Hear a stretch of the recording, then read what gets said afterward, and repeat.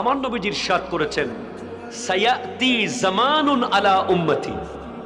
আল্লাহু আকবার, জোরে বলেন না, কষ্ট হচ্ছে আপনাদের।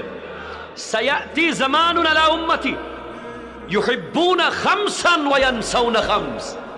আমার উম্মতের উপরে এমন একটা জামানা আসবে, তারা 5টা বিষয়কে ভালোবাসবে, বাকি 5টাকে ভুলে যাবে। নাউজুবিল্লাহ, জোরে বলেন না। এক, খেয়াল করেন, মুখস্থ করে চলে যাবেন আজকে, ইউহিব্বুনা দুনিয়া ওয়া ইয়ানসাউনাল উকবা। একেবারে বরাবর দেখতেছি বর্তমান সময়ে তারা এমন ভাবে দুনিয়াদারি করবে,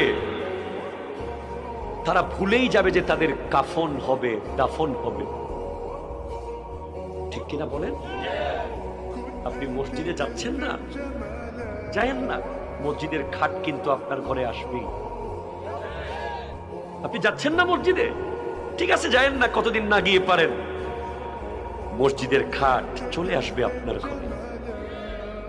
আজকে টোটাল আমাদের একটা দিন দিন এমন অবস্থা আমাদের হচ্ছে যে আমরা ভুলেই যাচ্ছি যে আখিরাত নামে কিছু আছে, কবর নামে কিছু আছে, হাসর নামে কিছু আছে।